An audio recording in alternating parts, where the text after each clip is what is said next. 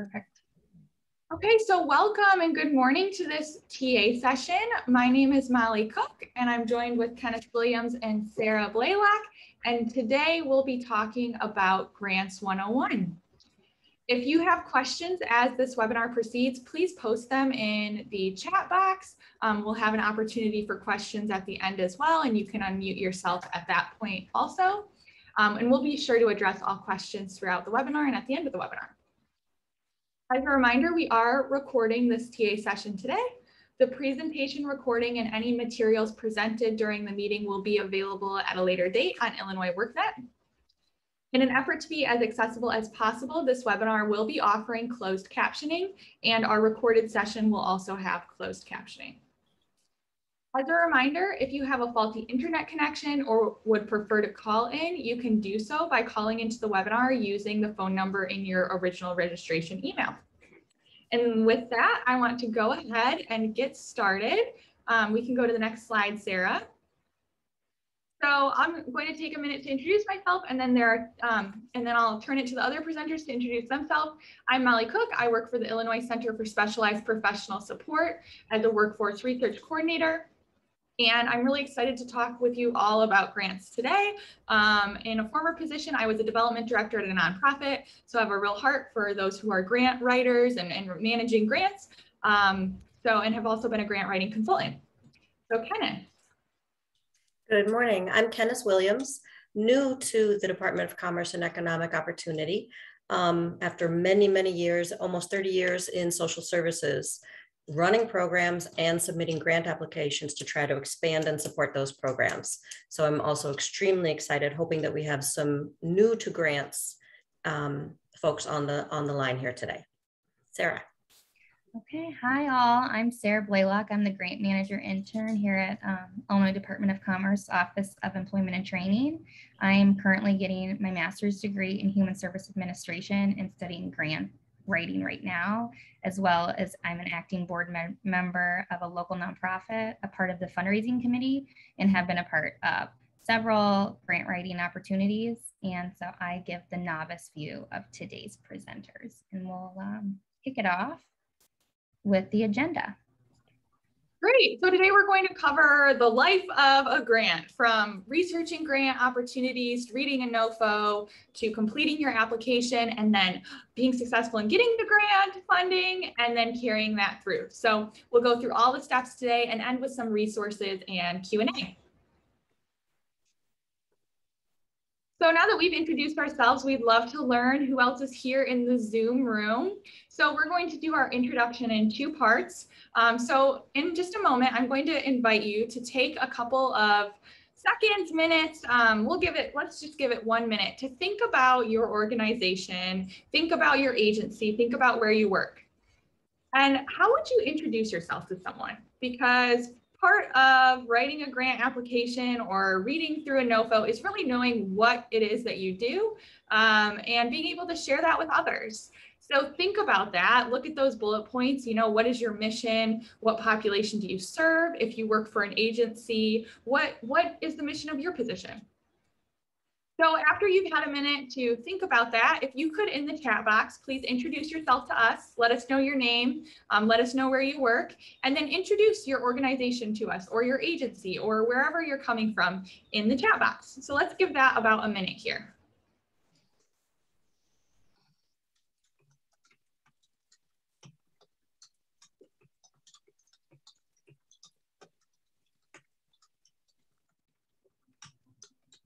This is also a great activity that you can do with your own organization, you know, internally, to make sure you all have a great elevator speech ready to introduce your mission.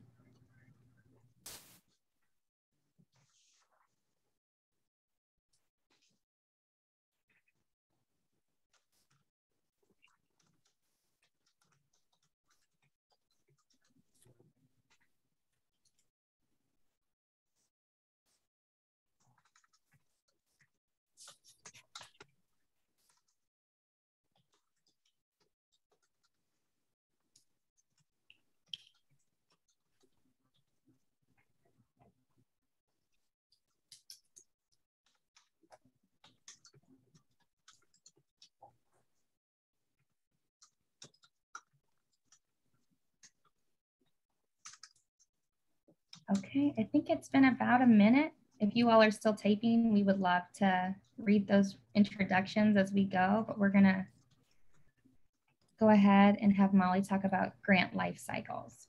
Great. And I see Lori just posted in the chat. Lori, I know TerraSource Global well. I just met with someone, someone in their HR department just presented on one of our Workforce Wednesday webinars for ICSPS. So just learned about all the work you're doing over at TerraSource. And Kendra, you're with Rock Island, Tri-County Consortium LVIA 13. That's so awesome. So yeah, please just throughout this presentation, feel free to post in the chat. Sarah Cleveland. Yes, yes. Oh, yes, Sarah. That's great. Thank you so much for sharing what you do. And I know I've met you on a call before. Okay. Kathy. Wow. Okay. Well, thank you so much, everyone. I can get carried away reading about all of what you all do. I could do that all day. So keep on checking the chat box. So good to have all of you here. So let's just kick this off. Oh, sorry. Go ahead, Kenneth. Were you going to say something? Oh, okay.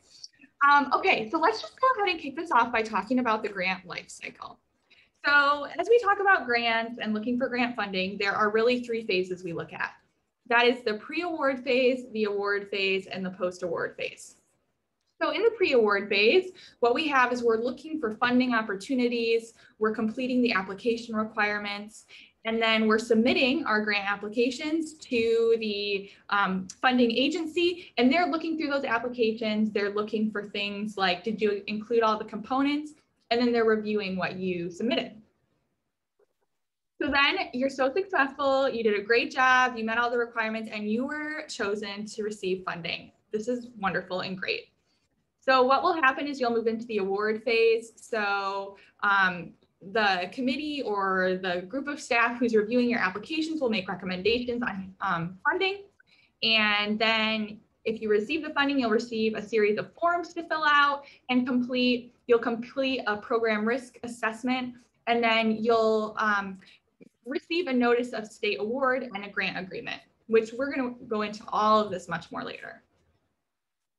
So then you'll receive the funding, and you'll have a certain number of months to carry out your activities and your projects, and you'll move into the post-award period, which includes reporting, an audit, and the grant closeout, which, you know, this whole process it takes some time. So, you know, you might have a month to a couple months in the pre-award phase.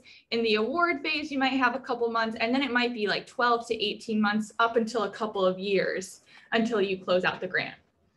And what I'm going to do right now is there is a wonderful website on Illinois WorkNet, which discusses Grants 101, and it goes into a lot of details about each of these phases.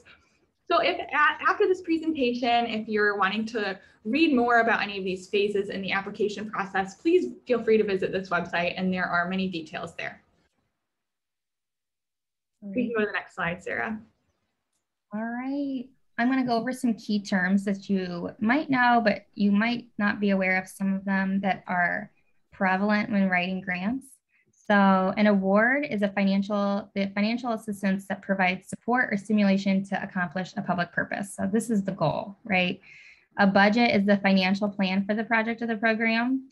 The close date, now this is important, the deadline designated by the grant making agency. The data universal numbering system, or a DUNS number, most of you all will be aware of that, but if you're not, it's the 9-digit number established and assigned by the Dun and Bradstreet Incorporated to uniquely identify entities. An eligible entity, and Molly's going to talk about this when we talk about reading through a grant. This is really important. It's any entity that qualifies to apply for the grant or to be helped by the grant. A funding period, which Molly just discussed, is the period of time when funding is available for obligation by the recipient. A grant agreement is a legal instrument of financial assistance between the funder and the grantee. Non-federal entities are state, local government, Indian tribe, institution of higher education, or nonprofit organizations. The project cost is the total allowable costs incurred under an award. Project period.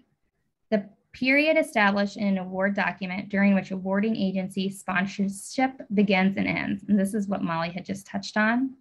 And the target population, the population that the NOFO or applicant has identified as being target of programming. And finally, a NOFO. So this is what a lot of you are aware of, notice of funding opportunity. There's also other names for it like an RFA or an RFI. It's an announcement that there's funding available. And all of these are from grants.gov. So if you have questions, that's a really good resource as well. So we're going to go into the pre-writing phase. This is what you do before you actually start writing your application. And I'll kick it over to Kenneth. So thinking that some of us online today might be newcomers to the grant writing process, or you've submitted grants and maybe haven't been approved previously, we really want to give a good foundation on why would you do this? So the obvious reason, money. Grants may create a stable funding and revenue plan, and it's an essential part of organizational growth and sustainability. Some of the things, just to frame why we will look for grants, is that it can help you provide seed money, starting something new. Often, especially for smaller entities, it's providing some support for ongoing essential activities. We all struggle, especially during this economic crisis. So supporting those ongoing essential operations it's huge to find a grant that can help that. It could also help you grow. So you're doing something fabulous and you want it to get bigger, a grant could help that. It could meet the agency needs that way, but it could also meet community needs. If there's been a change in the community, a grant could provide the opportunity to shift what you do slightly or address a crisis. I'm thinking of a time when agencies closed during a previous economic crisis, and existing agencies that were able to find grant funds were able to address the need in the community that those vacancies created. You could also enhance your program accountability and impacts. That sounds kind of ethereal, but what it means is you can verify and show and really wrap your hands around making sure that what you're doing is what you intend to do and that it's serving the need of your agency and the community. Another reason that people go for grants is that it provides credibility, not only to your agency, but to the specific project. For instance, getting a grant can help you get more grants in the future. The little caveat at the bottom there, though, is if the fit is right. Some of you may have heard that term, don't chase the money. We need to make sure that the grant opportunity really does fit your program, your agency, and the community's needs. Some ways that you can find out about grants. First, look on these two resources down at the bottom, donorbox.org and grants.gov. Give some resources, and each one of those, both of those websites provide more resources to help you find different grant opportunities, such as state and federal and other government entities, or those private foundation grants, including community, private, family, other grant makers.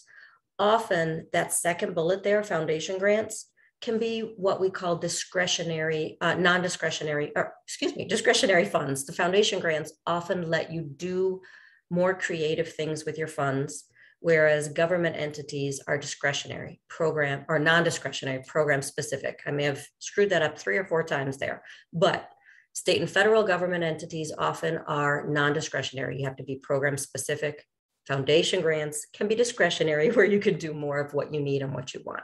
Hope I cleaned that up for you.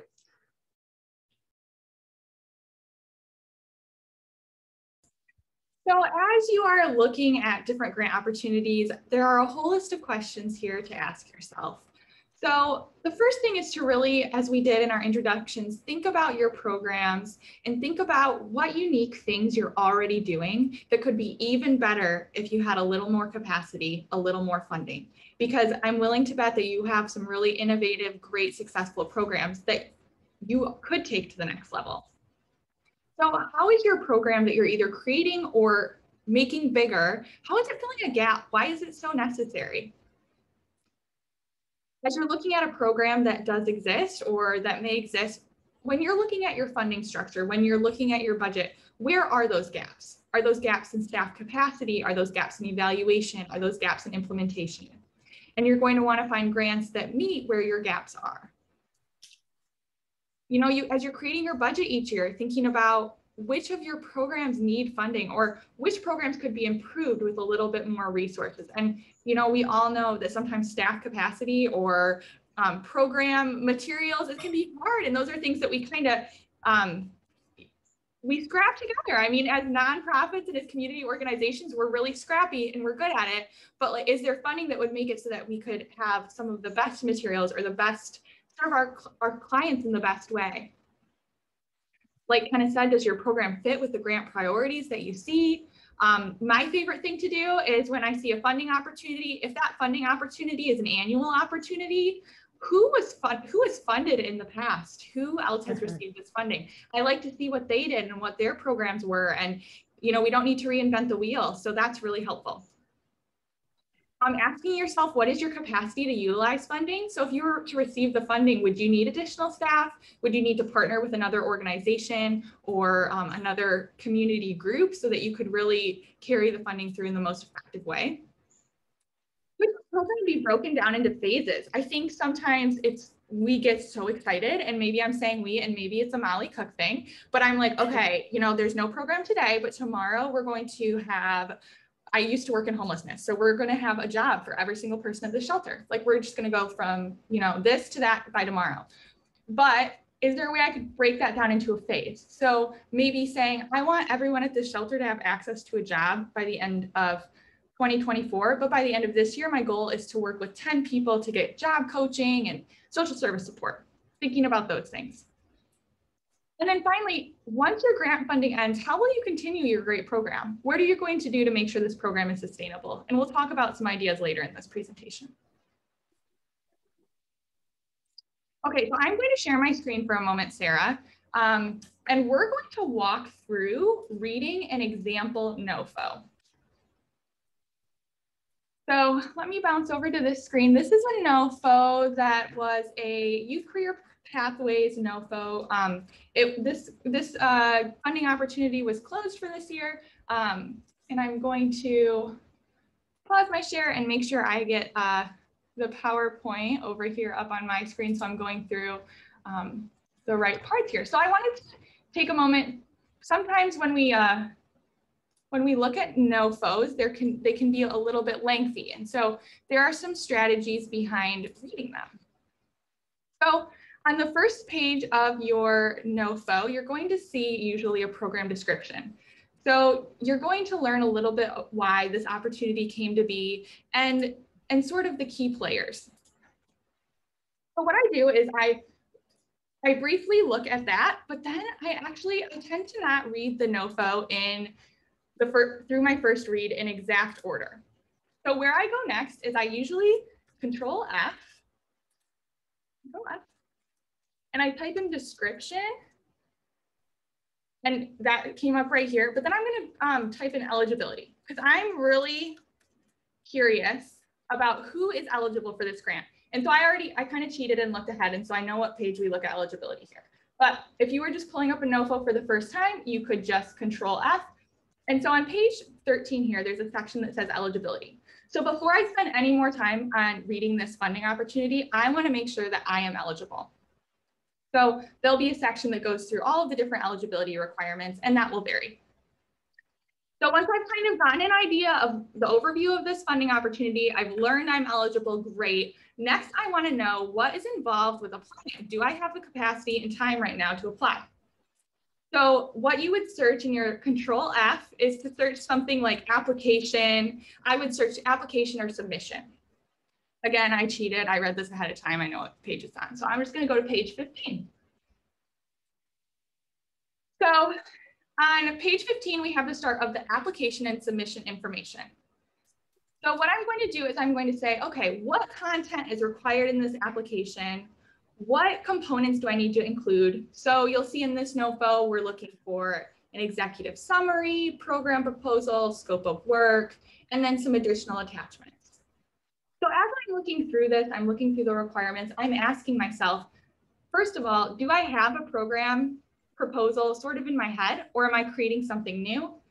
Do I have the capacity currently to apply to this grant? Do I have the staff to help complete the requirements? And based on whatever the due date is of this grant, can I complete what they're looking for in that amount of time? Okay. So I understand the program description. I know I'm eligible, and I also know I can actually do this. I can apply for this.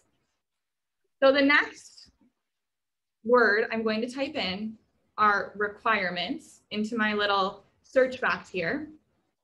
Again, I'm just going to scroll to page 29 right now, which is where that is discussed. So on page 29, I'm skipping to where program requirements are described.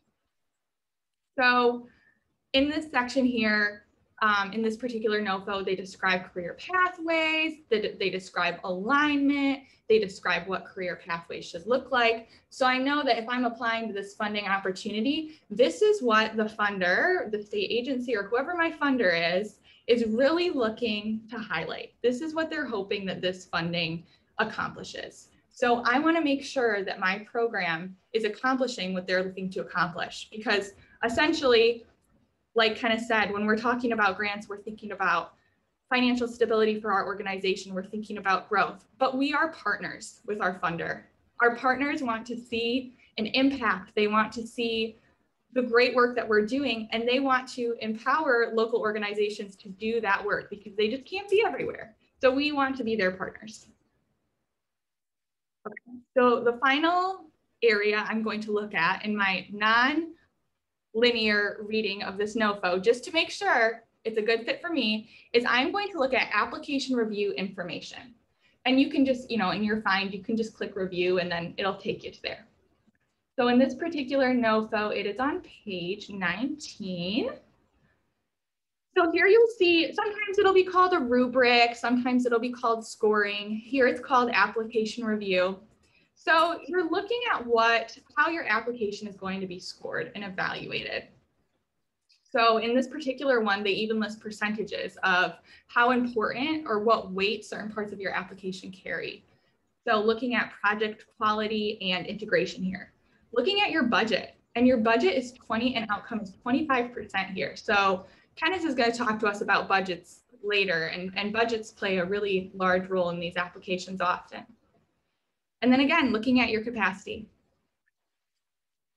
So I'm going to close out of this. Sarah, you can share the PowerPoint again if you don't mind. Okay, but I just want to close that little section with stating that, I would read that whole NOFO in that sort of backwards way, but then I would go through, now I know I'm a prime candidate for this NOFO. Now I understand that I have time to complete it and I can be a great partner with this funder. So now I'm going to go through and read the whole thing. But I want to be sure first, because I want to make sure we're a good fit. So if you could go, great. So here's a few more tips and tricks just for reading through that, which this is what I explained. Read the application, looking for those key things like eligibility and timeline, and then read it again and really do that close read. Pay attention to deadline. On some NOFOs, you'll see that, I think I talk about this in a later slide, but sometimes there's a letter of intent required and then the application. Or sometimes you need to get a certain number or register in a certain system. So making sure you're meeting both the big deadline for the application, but also those intermediary deadlines. Look at the target population requirement and make sure that you fit with that requirement. And then noting those eligibility requirements and the rubrics. Those are really the key things you'll want to look for. We can go to the next slide. So after you've read your NOFO, then is a great time to sit down and think about how you're going to complete the application in the allotted time frame. And this is just a project management tool. You might have something you already use. What I do is I take each of the application components, I put them in a category, and then perhaps you're in an organization or an agency where you are the grant writer, and so you'll write all parts of the grant application. Perhaps you're somewhere where you have a team working on this together. So if you're in a team situation, you can list who the staff lead is for each section. I would suggest having deadlines for both a draft application and a final draft date, because I'm guessing odds are is that you will not be the only one laying eyes on this application within your organization or agency. And so you'll need to allow people time to review, provide you feedback, create edits. These are often working documents. And while having it completed on one draft would be such a lovely time that I hope happens for all of you, that's not always our reality. And we need to account for time for that. So then I always list a date of discussion with the team. So the team who's writing this and also the team who's going to implement it, because sometimes those of us who are writing the grant applications are not the actual program providers. So getting a real sense from program staff of why there is this need and what they're seeing every day in their hands-on work. And then telling yourself that the final submission date is at least 24 hours before it actually is. So if the deadline is September 30th, I'm telling myself the deadline is September 29th, because tech issues always happen when we don't want them to. So I'm just going to tell myself my computer is going to break on the 30th. So I need to submit on the 29th. And then making sure to really say, this is our staff member responsible for submission, because I don't know about anyone here, but something that has happened to me once is we did not discuss who would final submit. Would it be the executive director? Would it be the board chair? Would it be the development director? And then we get to the last minute and everyone else thinks someone else has submitted and we didn't turn in our application. So just like specifically calling that out and being as clear as possible. We can go to the next slide. Someone also, I just wanted to address, somebody asked in the chat, will this presentation be available after the webinar? Materials, and Sarah and Kenneth, please correct me if I'm wrong, I believe will be available on WorkNet in the next couple of weeks. Is that correct? Yeah. Okay, perfect. So yes, you'll see all of this again. And you can even hear our voices again. Our recording will even be there. So there you go. Okay. So I am going to share my screen once again, and we are going to go through a couple of resources. Okay. So I want to show some fun resources to you that you can use when you're working with a team on creating a grant application. So the first resource I want to share with you is called Padlet, and I'll put all of these links in the chat as well in just a moment. I love Padlet. Padlet is great. This is a very simple Padlet, but then I'm going to show you a little more complex one in a moment. So Padlet is essentially an online bulletin board. So I use Padlet to share things. I'll show you my pretty one first. Do you all see a board that's kind of orange? Sarah, okay, perfect. So this is a Padlet I used for a project management series. And what I love about Padlet is you can put links on here, you can put entire documents, you can put presentations, you can write notes. So if you're working on, you want somewhere to keep the NOFO, to keep a link you saw that could be used for data, and you want to have all of these items accessible and also be able to share with your team, this is a great place to do it because it's just like throwing a bunch of sticky notes on a board. So I started making one in Grants 101, and I'm just going to use this as a sample. So I made my own Padlet. You can make them really beautiful if you'd like. It's raining here today, so I just went with the gray theme. It just seemed appropriate. Here, on this day, it was probably sunny, who knows? But what I did right here is I put our first resource, the Grants 101 site from WorkNet, and the best thing about Padlet is it's free, which is super awesome. And it takes 2 seconds to set up. So then you can just, there was a little plus button in the corner I clicked, and I can title my Post-it note. So maybe my Post-it note is Grant to-do list. I can upload a document, upload a photo, post a link, or post an image here, and then explain what it is. So what I did here is I just wanted to share the link to the Grants 101 WorkNet website I told you about earlier, so I just posted it here. But people could go in and comment on this and find what they needed. So this is a great organizational tool. Another tool I wanted to show you is Slack. Now, some of you may have used Slack, and this is similar to Teams as well. So if you have Teams, this would be a similar situation. Slack is free for their basic Slack. I set up this Slack this morning. I did not have a Slack account before, so it took me about 15 seconds. And Slack is just a place where you can create a channel with your team. I made Grants 101. So I could just say, hi team, it's Molly, and chat with everyone. But the great thing is I can also add links, I can add documents, and this is a place to be able to share quickly documents. And I know also, our grant applications can have files that are large or images or tables, and it's sometimes hard to send those back and forth over email. Like we just don't have the attachment capacity or things just get lost. So this is a place to always have the most current information and to keep all of your communication organized. The last thing I want to share with you is Canva. All of these are free resources. Canva is another free resource, and all I typed in was grant templates. And some of these have nothing to do with grants, but you know, we're on the internet, so we're going to get some stuff that doesn't have to do with grants, but some really do. And so these are a bunch of templates. They're just beautifully graphic designed templates that you can use as you're creating a grant application.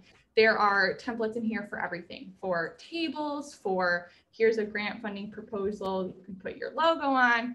But this is just a good tool if you do have a grant that you think could require a little facelift. Here you go. There's some graphic design tools. So Sarah, we can show, I'm really giving Sarah a workout with going back and forth, so we can share the PowerPoint. So now we're going to move into writing phase. And sorry, I just interrupted someone. Okay, was anyone going to say something? No? Okay. So now we've read our NOFO, we're ready to go, we're getting started in the writing phase. This is a tip sheet from a community foundation. And while, you know, we're going to be, a lot of grants are state focused or NOFOs, their tips were really useful. So we're sharing them with you. And these are just some simple things to make your grant application stand out. And I'll tell you the theme with all of these tips is to follow directions. You will stand out if you just follow directions. You're a step ahead if you just do what the application asks for. So that includes providing a budget that's balanced. And Kenneth will talk to us a lot about that. Like we talked about earlier, you don't necessarily need to reinvent the wheel. So if you have a program that can grow, if you know, find other programs that you want to be like in other communities, looking at what's working for them, share your work, share what has been effective, share data. Data is great. We love data. Talking about, you know, your program impact. This is what we talked about in the NOFOs. How are you and the funder a good partner? How is what they're looking for, what you already do or could do even better? Follow the deadlines, just like submit on time, a day early, even better. And ask questions to your team, ask questions to others who have applied to similar grant opportunities, and don't be afraid to look for ideas.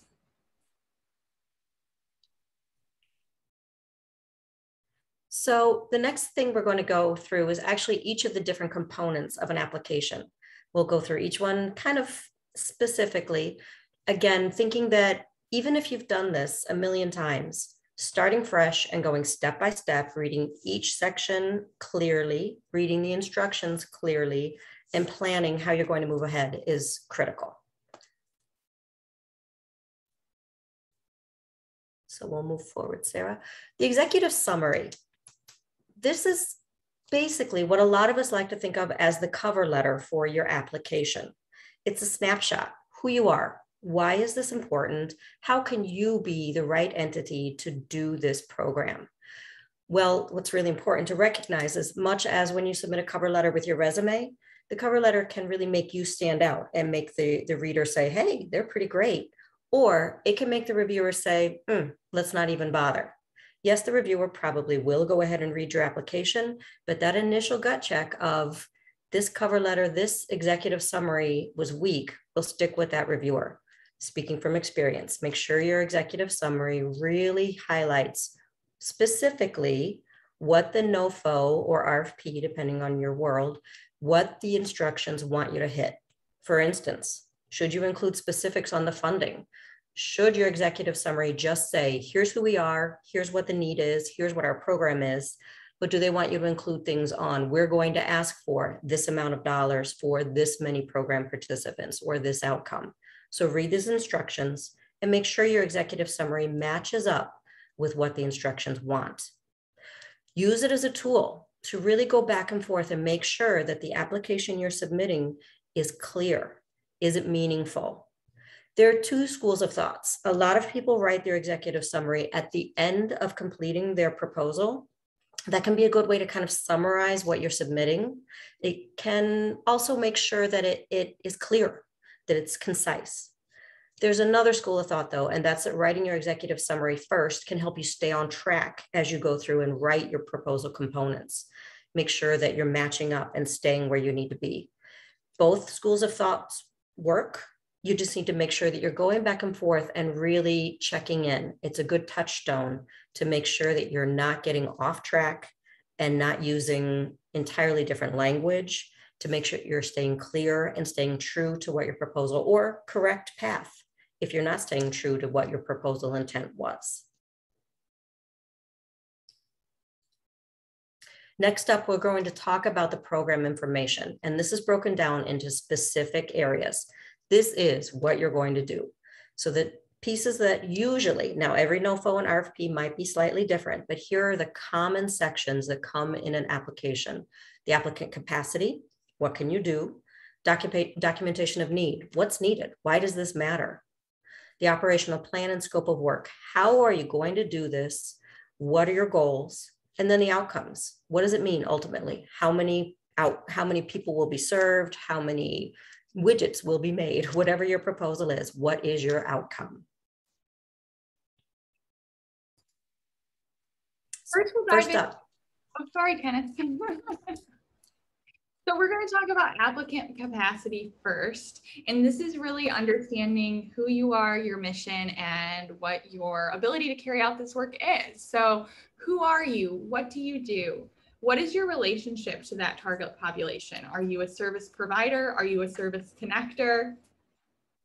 What other projects have you accomplished? What else do you do? What are your primary focus areas? Who are your partners? Do you partner with other agencies in the area? Do you partner with other funders?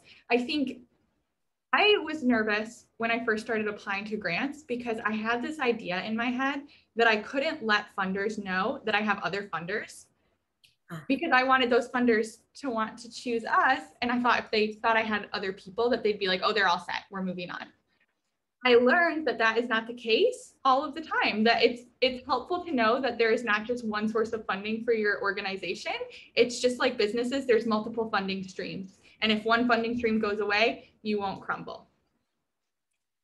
What are the qualifications of your organization? What sorts of credentials do your team members have? Do you all complete a certain training that really makes you stand out? Do you know, there's so many trainings. Have you completed similar projects and been successful? And I shouldn't say, have you been successful? Have your participants found that they've achieved the goals they've tried, that they're seeking to achieve? And then finally, what facilities, equipment, resources do you already have available?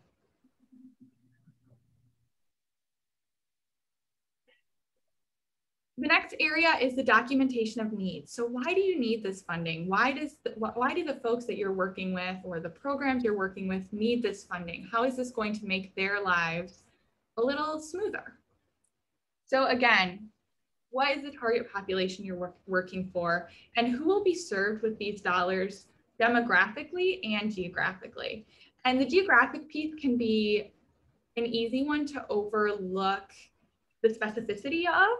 So what counties, what economic development region, what cities, where are you serving? And typically, you know, I've seen grant applications that say things like the Midwest, and you might have an organization where you might be an organization where you do serve the entire Midwest, but what specific areas are the target areas that are being served? And do those meet where the grant funding is looking to serve? What are the needs of your target population? And those needs coming through data, coming from qualitative surveys or quantitative information? Is there documentation that exists to support the need that you're stating? And we'll talk a little bit more about how we might find that. And then finally, why is it important to receive this funding?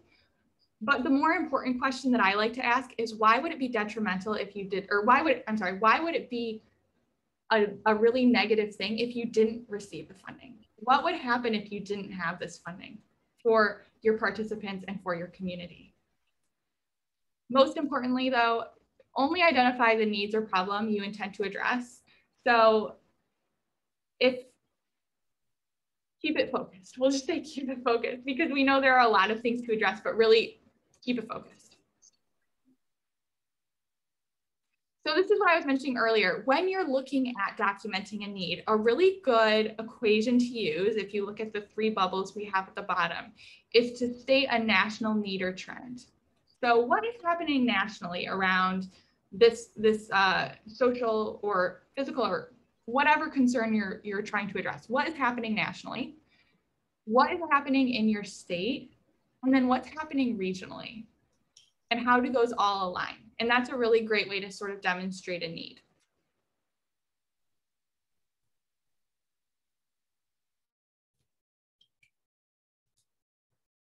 So as you move forward, a lot of this seems like it's repetitive. But again, that's what a grant proposal is about, making sure you're clearly reiterating after you've originally stated what's going on, what's needed, and how you are the right person to fix, the right entity to fix the issue. So what's your solution and how will you get there? Specifically, which steps, who's going to do each step, and how long it will take. As you go through and write your proposal, don't get overwhelmed by the steps and the questions that they're asking. Go through, and it's simplest if you go clearly step by step and answer each question that they're asking. Highlight them, making sure, and Molly's going to talk in a minute about SMART goals, but making sure each of your activities follow specific measurable objectives and a way to get there. Stating how things will benefit, things you do specifically will benefit the target population in your community.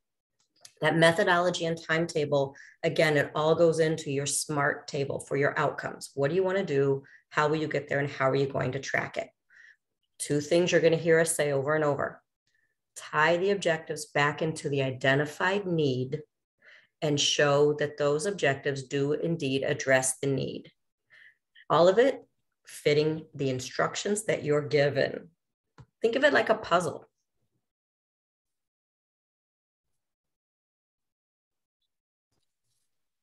Great. So we are going to dive into outcomes and SMART goals, but I'm going to take about a 15-20 second pause for if anyone wants to talk or post a question in the chat that they have up until this point. We just covered a good chunk of information. I'll just give it a second to see if there's any questions at this point.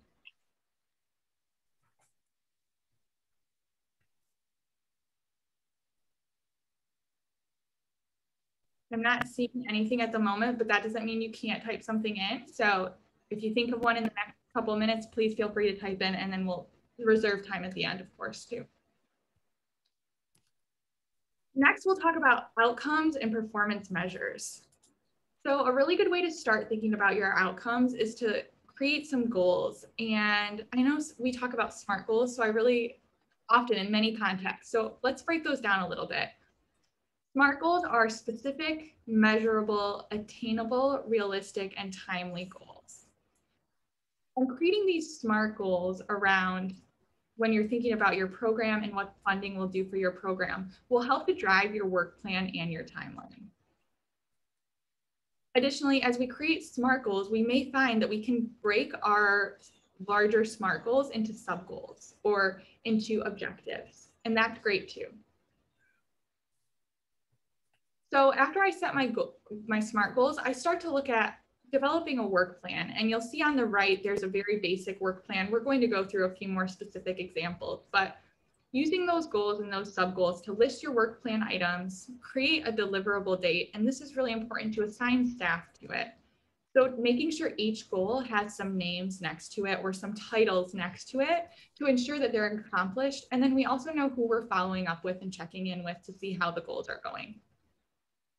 Again, making sure each goal or work plan item can be related to that need statement and how you're filling a gap.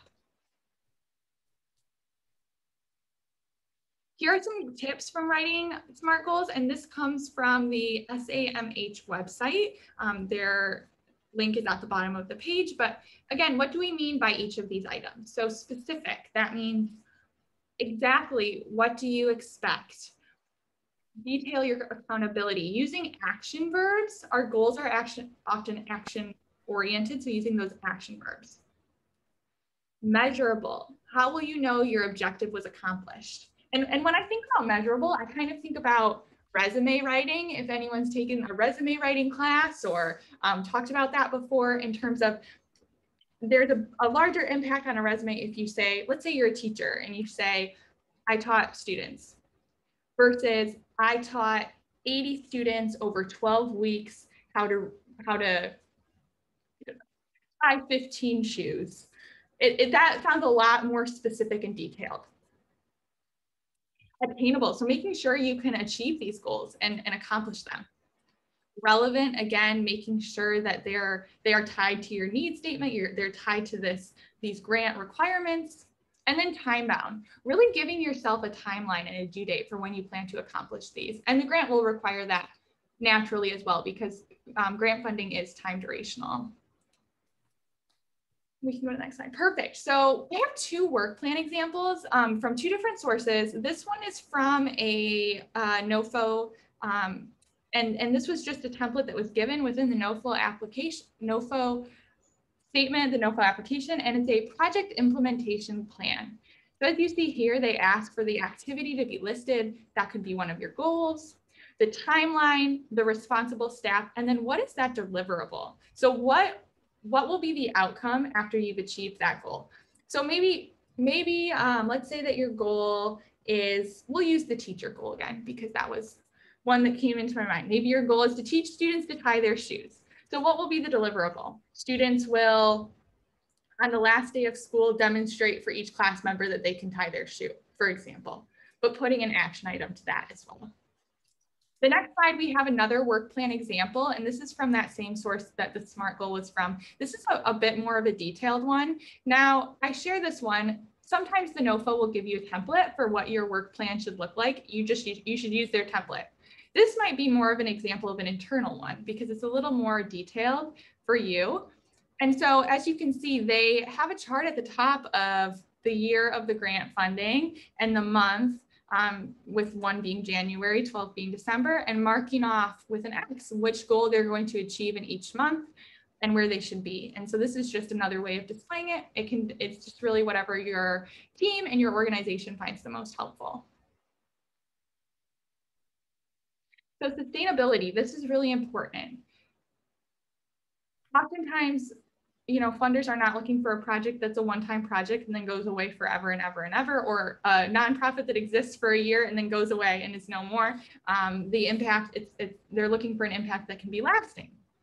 So how will you continue or grow your program once the funding is complete? Are you collaborating with other groups for additional resources? And then very specifically addressing if your grant funding covers the entire project or a portion of it. So maybe your project is a 5-year project and this grant funding covers the year 1 costs or year 1 and 2 costs. Additionally, looking at, is this a one-time project or is this a long-term project? If it's a one-time project, really describing why it needs to be a one-time project, and then what services or what other programs at your organization or agency will continue to be offered or offered in a different way once this one-time project is completed. I know the sustainability piece can be a little stressful sometimes for those who are in charge of the budget, because you think, well, what will happen when this funding goes away? What will we do? And it's really easy to say, like, we'll address it when we get there. But it may bring your mind a little peace long-term to think of some of these ideas in advance of how you might address them. So I just wrote a few ideas. It's going to depend on what type of nonprofit you are. If you are a nonprofit, if you're federal, state, local, however you fall. But here are some ideas that you can take or leave. Looking at additional grants. What additional grants are you going to apply to? And even listing those. You can list and say, we applied for this grant, we're waiting to hear on funding.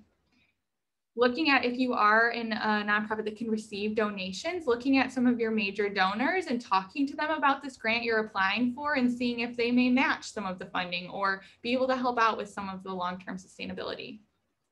I listed pledge programs. This is, of course, again, if you're a community nonprofit and you can accept donations, looking at pledges is an option. And then, of course, partnering with local foundations and employers. Local foundations sometimes have grant opportunities. You could look at them for either helping to fund this program or in the longer term.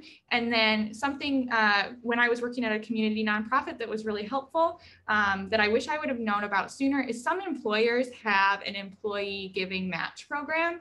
So this might be through your United Way.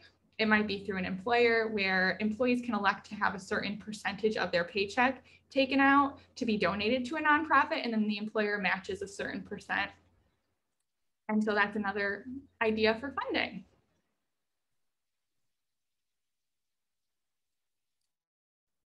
So let's talk about where we go from here.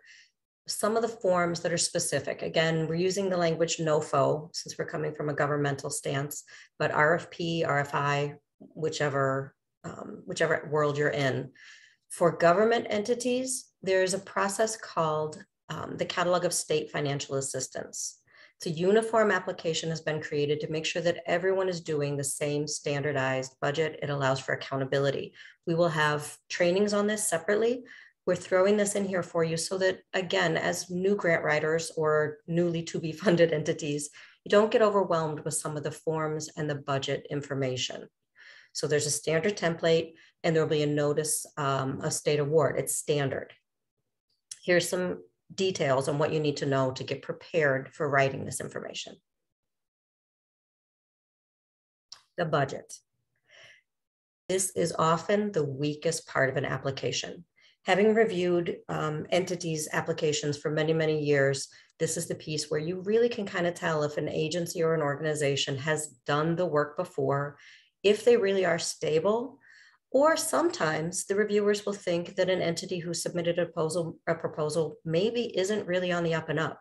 We never want you, if you're operating in good faith, to be considered to be unethical simply because you've made mistakes in your budget writing. So it's critical. Again, this is an overview to budgets for grant writing, and we have more detailed information and additional trainings coming up. So I want to be able to share with you some of the tips and tricks and things to think about as you move forward.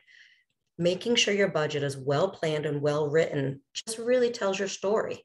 It tells what your project is, and it shows it in dollar terms. It's a way to show the impact on your community and that your entity, your agency, is the right one to make that impact. It's not that you want a set amount of dollars for your agency to get bigger and better.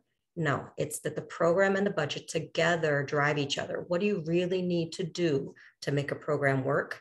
And how much money is really needed in order for it to succeed? They drive each other. Submitting a strong budget does a few things. First of all, it shows that your program is feasible. Is it realistic? I mean, can it really get done? Also shows that it's meaningful. I can think of an agency's application I reviewed once where they asked for a certain amount of dollars, let's say $100,000, but they weren't serving a large number of people. I think the handful of people they were planning on serving were already getting services from somewhere else. So it didn't demonstrate that this program was really something great because the dollars were not used for something significant. So demonstrating that you have a bang for the buck, you're going to get a lot of impact in your community for the money that you'll be receiving. And again, it also shows that responsibility. Does the agency or entity really do the right thing with the dollars that they're given? Are they responsible and doing the right thing by the clients and the community and by the funder? Some tips and just 3 terms that we really like to help make sure that your concept of your budget is right. Are the things that you're requesting funding for allowable? So as we've said throughout this presentation, read the instructions clearly. The budget instructions will tell you what you're allowed to request support for. What will the funder pay for? So if I'm asking for instance, a salary for my teacher to provide services, does the budget guideline in the NOFO or RFP specifically say salaries are allowed? Is it allowable? Second of all, is it reasonable?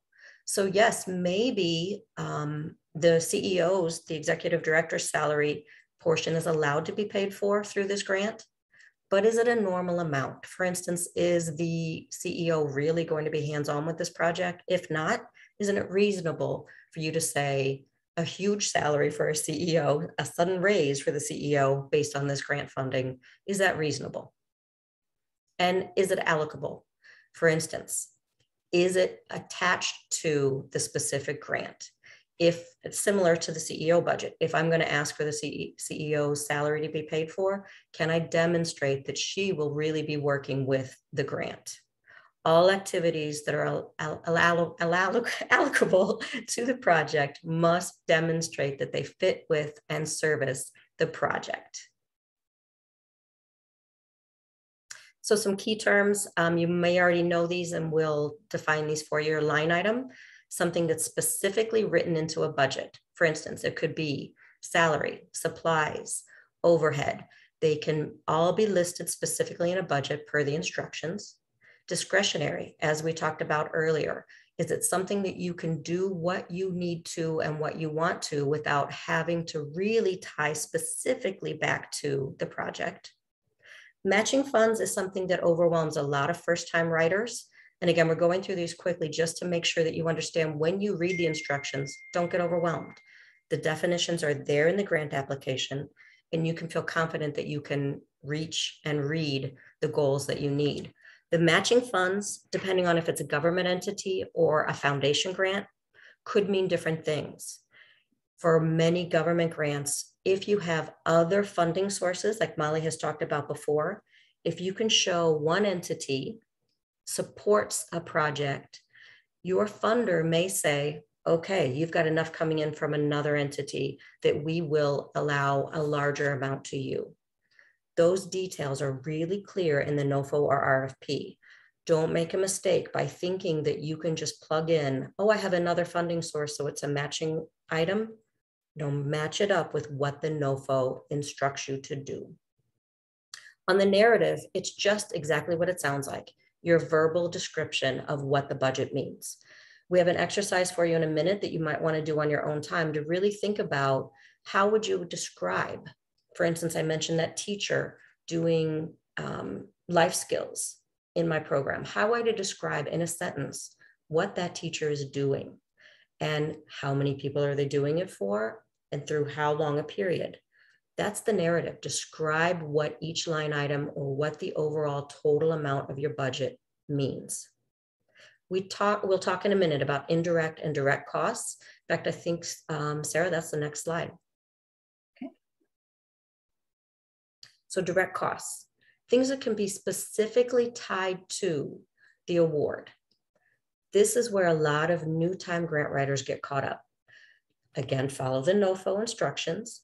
But something that goes directly to the program, for instance, if we are doing a training for nursing assistant, we may say that their books and their uniforms are direct costs. They're going directly to the customer, directly to the student. An indirect cost is something that may not go specifically to the project, but is necessary for success. Indirect costs are often portions or ratios of your full expenses. So let's say all of these nursing students are coming to our building. We have a security guard who makes sure that our building is safe. A portion of that security guard's salary might be an indirect cost. This is an area that a lot of people get tripped up because they don't read the instructions in the NOFO on how they get their indirect rates. Often those indirect costs are a rate that's established and negotiated with the government, your federally negotiated indirect rate, or with the grantor in this particular NOFO. It's a negotiation process, and you need to be able to demonstrate, again, what goes directly to the services of the project and what things are spread around other entities as well. As we look at each individual NOFO or RFP, you've got to follow their instructions and their forms. State of Illinois, for instance, uses a uniform budget template, and that's modeled after the federal budget template. There are different sections where it's your summary, and then that indirect cost rate, whether you negotiated it with the feds or whether you worked it out with this particular application. And then section B, You list out per each instruction. We're going through this again kind of briefly because we want you to feel comfortable knowing that you can master and read the language that's in each individual NOFO and RFP and follow what they want you to do. Those other sections, each one, depending on if it's a federal or like a foundation grant, will give you details. Then you plug in that section C, your budget worksheet with your narrative. A lot of times new grant writers will give everything in the kitchen sink in their narrative. Keep it focused on what specifically is going into your budget line items. What they ask for is what you tell them.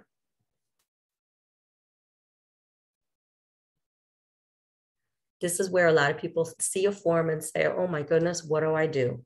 Follow their instructions. We can't say it clearly enough. So your budget provides that high level narrative where you talk about in general what you're going to do. Then you break it down to each line. Leverage the matching funds from workforce partners or other businesses. And you're describing in your narrative how the project will be sustained. You hear these same themes over and over because, again, as a grant reviewer, we need to hear consistency. If in your budget narrative, you suddenly talk about something you didn't mention anywhere else, that's a red flag. So if you're going to talk about sustainability because you have matching funds or you have other support from other programs, if it shows up here and it doesn't show up previously, that's a red flag. If it shows up previously and we don't hear about it in your budget narrative, that's a red flag. Consistency and following the instructions.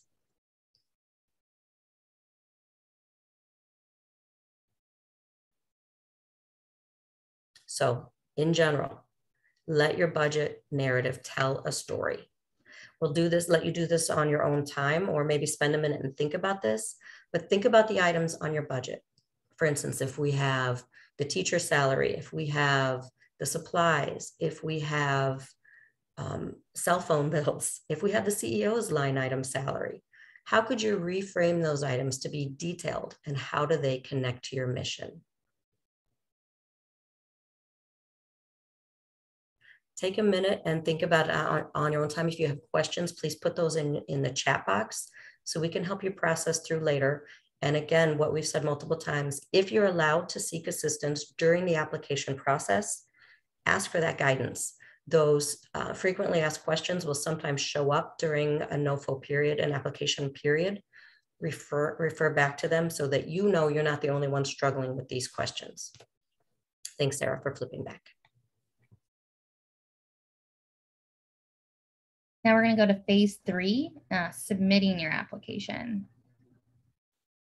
So I know this has been said probably 5,000 times over the hour, but make sure to turn your application in on time and complete. That means you need to read the instructions, read all of the instructions, and then read them again. Do not scan your application, save them, or send them as a PDF. As we close this, I'll make sure to show you how to do that. Make sure all signatures are in order. Add page numbers. That's very helpful for reviewers to have page numbers on a document, as well as table of contents are helpful. Word now can create a table of contents for you that can link to the pages. And I would definitely advise Googling how to do this. Google or YouTube are great assets when it comes to doing some of the more technical submission requirements. And when in doubt, check on Grammarly. If you do not know what Grammarly is, I strongly encourage you to go check it out. It is a website that you can just plug in your content and it will tell you if it's grammatically correct or if the sentence makes sense. And often it will give you a suggestion if the of a different sentence. Do not alter the requested formatting. It's tempting sometimes to want to stand out from the crowd in an application process, but it's really important to not alter the requested formatting. If they want you to have A, B, C in order in a sort, like in a list or in a table, don't delete anything, just do what the instructions say, as we've all said before. And I'm going to get out of full screen really quick to show you how to save something as a PDF. So you go up here to File. Can you all see that? Molly, can you see that? Yeah, okay. yeah. And if I go to save as, I go to file format and I scroll down to PDF and you click it and that's all you need to do. That's the whole process. So I hope that's helpful for some of you. All right, now we're gonna go ahead and move on to some data sources. Great. So as you're working through your grant application, there are many different places you can find data. The first is the American Community Survey data, and that has information from the census regarding your specific communities. It's very helpful. You can find data on the Bureau of Labor Statistics website regarding employment and employment facts for your area. Additionally, the Illinois Department of Employment and Security has a data sources website, which we linked there, and that's a great source. Other places to look might be local data from your economic development organizations. Many towns and cities have a local economic development organization, and they often collect their own data. Data from your own annual report can be really helpful. And then often many local United Way offices have local community data documenting community need.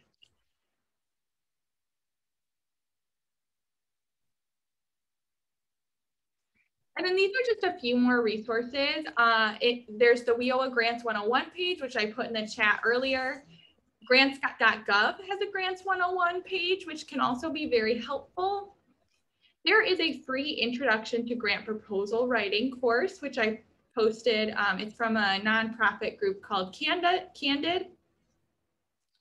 There is the Illinois grant website with GATA, GATA information. There will also be further training on this through these TA sessions, and then a link to create some SMART goals.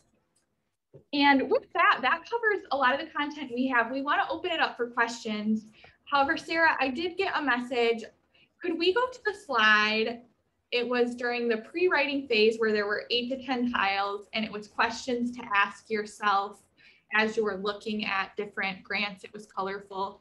Someone would like to take a photo of that. So we got a message about that. So there is this slide again, and we can definitely do this. We can go back to other slides and we can answer questions. So please feel free to unmute yourself or to post in the chat whatever questions you have, and we're free to answer those at this time.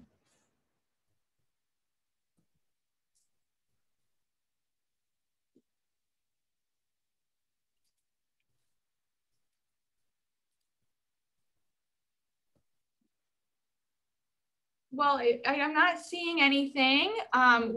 Sarah, Kenneth, and I will stay on for a couple of minutes. If you want to ask us some questions individually, please feel free. There will be a number of other TA opportunities, so keep your eyes open, and the recording will be available later. And we're just really grateful we got to spend this time for you today. Is there anything you have to add, Sarah and Kenneth? No, this presentation and the PowerPoint will be available on Illinois WorkNet at the latest tomorrow. So if you want to re-listen or look at the PowerPoint, it will be available shortly.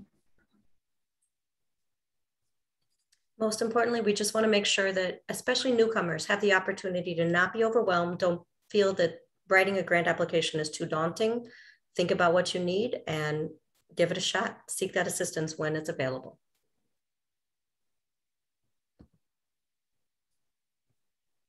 All right, well, that's what we have. We'll stick on for 2 more minutes if you want to ask any questions, and if not, we're all set for today.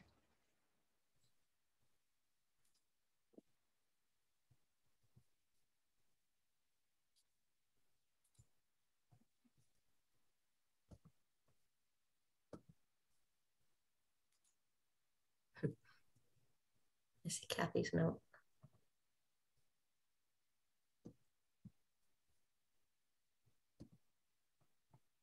Oh yeah, Kathy asked where to reach out for future questions. Do you have ideas, Sarah and Kenneth? For future grant writing questions, Kathy? Is Kathy still on? Yeah. Yeah. So